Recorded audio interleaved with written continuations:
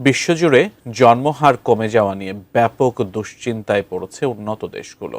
এমন অবস্থায় দেশগুলো সন্তান জন্মদানে আগ্রহ ফেরাতে বিভিন্ন অভিনব কৌশল ও নানা সুযোগ সুবিধা দেওয়ার ঘোষণা দেওয়ার কথা ভাবছে।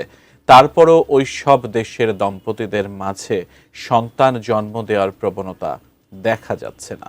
আর এজন্য অভিনব এক কৌশল চালু করতে যাচ্ছে রাশিয়া। এ নিয়ে বিস্তারিত জানাচ্ছেন জান্নাতুন নাহার জেরি। দীর্ঘ ৩ বছরেরও বেশি সময় ধরে চলছে রাশিয়া ও ইউক্রেন যুদ্ধ। এতে রাশিয়ার রাজধানী মস্কোতে বেশ জোরালোভাবে অর্থনৈতিক চাপ মোকাবেলা করতে হচ্ছে। পাশাপাশি দেশটির নাগরিকদের মাঝে অর্থনৈতিক অনিশ্চয়তার তীব্র আকার ধারণ করেছে। এতে করে অনেকেই সন্তান জন্মদানে আগ্রহ হারিয়ে ফেলেছেন। তবে সন্তান জন্মদানে যেন দম্পতিরা আগ্রহী হয়, সেজন্য রাতের একটি নির্দিষ্ট সময় পর্যন্ত বিদ্যুৎ ও ইন্টারনেট সেবা বন্ধ রাখার কথা জানিয়েছে রাশিয়া। জানিয়ে দেশটিতে তীব্র আলোচনা সমালোচনার সৃষ্টি হয়েছে। রাশিয়ার নীতি নির্ধারকদের ধারণা, রাতে বিদ্যুৎ ও ইন্টারনেট বন্ধ রাখলে মানুষ স্ক্রিন থেকে দূরে থাকবে এবং পরিবারকে বেশি সময় দেবে। সন্তান নেওয়ার আগ্রহ বাড়বে। প্রস্তাবের পক্ষে যুক্তি দেওয়া হয়েছে, স্মার্টফোন ও সামাজিক যোগাযোগ মাধ্যমে অতিরিক্ত সময় কাটানোর কারণে মানুষের ঘুমের সমস্যা বাড়ছে, যার ফলে কমছে দাম্পত্য সময় ও পারিবারিক যোগাযোগ, আর এতে জন্মহারে প্রভাব ফেলছে। RICL TMX, যুগের পর যুগ স্থাপনা থাকে মজবুত।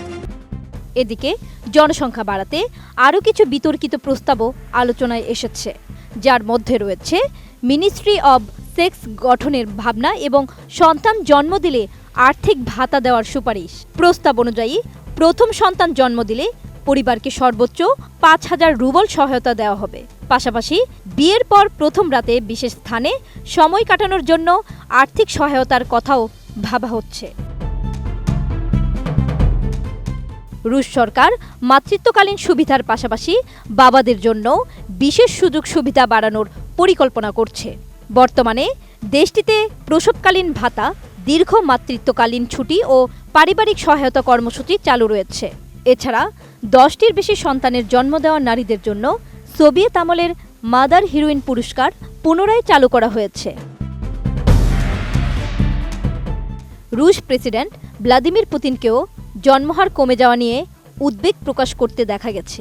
গেল বছরের শেষ দিকে তিনি কর্মক্ষেত্রে মধ্যাহ্নভোজ বা কফি বিরতির সময় সন্তান নেওয়ার বিষয়ে মন্তব্য করে আন্তর্জাতিক অঙ্গনে ব্যাপক আলোচনা সৃষ্টি করেছিলেন। রাশিয়ার পরিসংখ্যান সংস্থা রোস্টেটের তথ্য অনুযায়ী ২০২৪ সালে দেশটিতে মাত্র ১২,২২,০০০ শিশুর জন্ম নথিভুক্ত করা হয়েছে, যা ১৯৯৯ সালের পর সর্বনিম্ন। জান্নাতুন Nahar Jerry, desk report, ATN news.